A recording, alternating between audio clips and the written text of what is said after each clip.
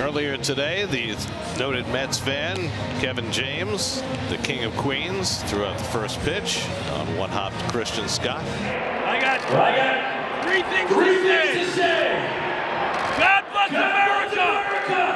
God bless our troops. God bless the New York Mets. And gentlemen, let's play ball.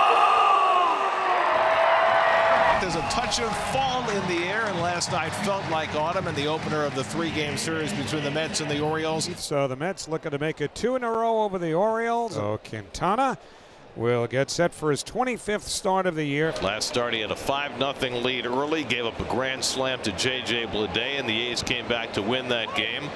Hoping for better today. That is 3-2. Is low, another walk, and the Orioles get a 2-out base runner. Santander still, though, second in the American League, 36 home runs, and tied for third in the majors. Another 3-2, and Santander gets a hold of one. High in the air to deep left field, and the Orioles are on the board early on a 2-run Santander shot. Number 37 comes at Citi Field on a breaking ball from Jose Quintana that Santander broke. Yeah, he hangs one, and the Orioles hangs 2-run on him in a hurry. Anthony flexes the muscles after the 2-out walk from Henderson. He scores his 99th run. The Orioles rotation more and more decimated with Zach Eflin going on the injured list today. That puts a lot more stress on Dean Kremer. Yeah, coming off that win against the Nats, where he goes 6 innings, only gives up 5 hits, 1 run. And a great splitter gets him. Dean Kremer with a couple of swinging strikes. Another running sinker with that late bite. Pitch to Nimmo, and he'll swing first ball and pop it up behind second base. Walking into the grass is Henderson, now onto the back of the dirt. Kremer sets the Mets down 1-2-3 after getting the lead. Colton Cowser leads off against Jose Quintana. Fly ball out to left center. Back in the gap goes Nimmo, back near the fence, and he got it and lost it and got it again. Oh. He got the ball. Oh, they're going to have to go back and check. Yeah, Clearly hit the wall, no question. Yeah. He never had control of the baseball right there. Well, I can just tell you right now, Brandon Hyde, you know, for a team that's not scoring a lot of runs and lost last night by a run, if they do not get this right, he's not going to be happy. After review, the call on the field is overturned. Nope. No catch. Runner was placed at third base. And the umpire discretion is that he would have. It was good base running. He did not stop. Easily he could have stopped. So a rocky beginning for Quintana. 2-run homer by Santander in the first, and now the overturned call results in a triple for Cowser starting the second. And he got him swinging on a changeup. But James McCann, the batter now, a lot of trust that he will find his way to get a fly ball somewhere to get that run in from third. Pitch to McCann. And a fly ball into short center. Taylor's got a good arm. Cowser runs well. Taylor at shallow right center to the plate. It is not caught. Would have been a very tight play, but Alvarez couldn't snatch it. And McCann will get a sacrifice fly to make it 3-0 Orioles. J.D. Martinez, Alonso, and Winker on deck. A bouncing ball over to Henderson, making his 123rd start of the year at short. Another strikeout, looking at a sinker on the outside corner, a splitter. Dean Kremer, 2 strikeouts in each of his first 2 innings of work. Yeah, it's inside ball 4. So Kremer, after retiring the first 6 tonight, issues back-to-back walks to the 7 and 8 hitters. Gets Tyrone Taylor to the plate as the tying run. Kind of hoping for a ground ball at somebody if you're the Orioles. Struck him out swinging. Big strikeout for Dean. That's his 5th. And they still have it. Another strikeout on a splitter against Lindor. So after back-to-back walks, back-to-back strikeouts, and now a path out of trouble for Kremer. Facing Vientos as the tying run. And he drives one down the left field line. That's going to go into the corner. Alvarez will score. McNeil digging for third. He'll be held up there. It's an RBI double from Mark Vientos. His 50th run batted in to get the Mets on the board. Vientos coming through with 2 outs. And the Mets crowd trying to get behind the slumping Brandon Nimmo. Orioles still have a 2-run lead, 3-1, but a base hit could erase that very quickly.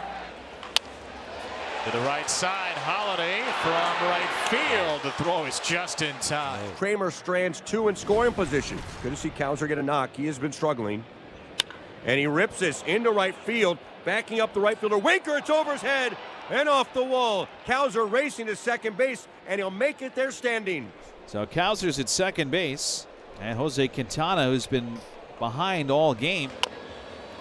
Little tapper off the end of the bat. Alvarez tries to barehand it. Cowser's coming home, and the front door's wide open. Oh, what great base running. And Cowser, credit him, he went to third, saw nobody was home because Alvarez went for the ball, and he ran right through. When a cow is charging through the barn, get out of the way. The Mets certainly did. And now here comes McCann, who has just been an enormous thorn in the side of the team that is still paying his salary. We've had a huge game against the Mets last year, 3 for 3 with 5 RBIs. McCann smokes it. James McCann hits one to Manhattan. Up into the second deck at Citi Field. The former Met takes his revenge on his old team in his first game back here as a visitor. It's 6-1 on a McCann slam to left. And I'm sure if you're a Met fan, you're going, well, why didn't he do that more often for us? But boy, are the Orioles fortunate to get him. The Mets have a 1-out base runner, and now Jesse Winker will bat.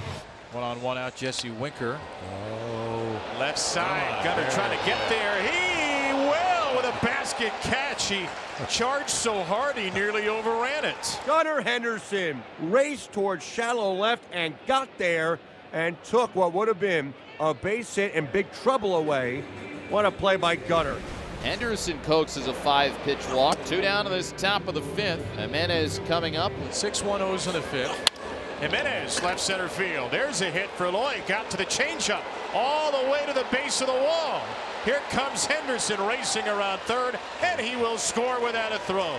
And the Orioles lead is extended again. It is now 7-1 in the 5th inning. Jose Quintana, 5 innings, 7 runs. One of those bad outings that started to pile up on Quintana. Kremer's dazzled. 5 innings, he's allowed just 2 hits, 1 run, walked 3, and struck out 6. Dean trying to get through 6 and have a quality start. The 2-2.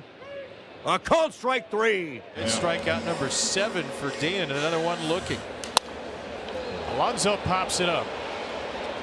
Left side Henderson calls off Arias. A very strong and a very quick 1-2-3-6 for Dean Kremer. The night is over for Dean Kremer, and he was really good. Francisco's now reached base safely in 19 straight games. That's lined to left center field, and Lindor's got himself another hit. Cut off by Mullins. Lindor's going to try for 2. The throw is wide, and Lindor has his second double of the night. And Vientos hits a grounder right at the shortstop, but bobbled by Henderson, and he has no play. And the Mets get a break there. And the Mets have 2 on, 1 out, and Brandon Nimmo coming up. And Nimmo cracks one down the right field line. That's going to go in the corner. Lindor will score. Digging for third is Vientos. He'll be held up there. Nimmo into second base with an RBI double. And the Mets creep a little bit closer. It's now 7-2. These are the kind of games that hurt no matter what, because now Cano, if he comes in the game, would pitch for a 5th time in 7 days this late in the year. That is a lot of stress. Well, plus you have 2 guys in your bullpen you're afraid to use. Well, what if you pitch them with the lead and they don't maintain it? Very difficult spot for Brandon Hyde in the Oriole bullpen. That's with their chance here in the 8th inning. Trying to build on the error by Henderson. They've got 1 run home. Still got a lot of work to do. And JD hits one deep to center field. Back goes Mullins to the warning track at the wall. It's out of here. JD Martinez connects for a 3-run homer. And the Mets are right back in it. It's 7-5.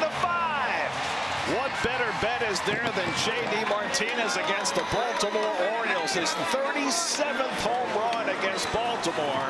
And the Orioles need a pitching change as Bert Smith has gotten tattooed for 3 extra base hits here in the 8th. Kind of thing that just can't happen for a tired bullpen this late in the year. It does happen. The Citi Field crowd sensing a feeding frenzy. 5 more outs to go. It's only a 2-run game. This is one of those games you feel like you can snatch this away. Finally put in play. Henderson with another chance. This one he makes. And a strikeout for Cano. Rockabye Bader. And so Cano comes in, and puts down the uprising after the Mets score 4 in the 8th. Mets took the first game of the series in dramatic fashion last night, looking for some more drama tonight after falling behind big early. This is a big inning for Danny Young. He has to keep it here, give the Mets a chance.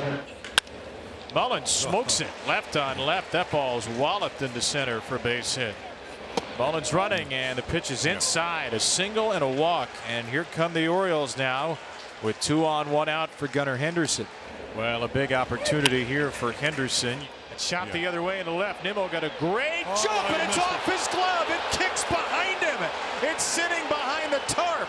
Mullins will come in to score. And then Young throws down to third, throws it away. It's off the tarp, backed up by Nimmo. Here comes Mountcastle. He scores. Throw to third, not in time.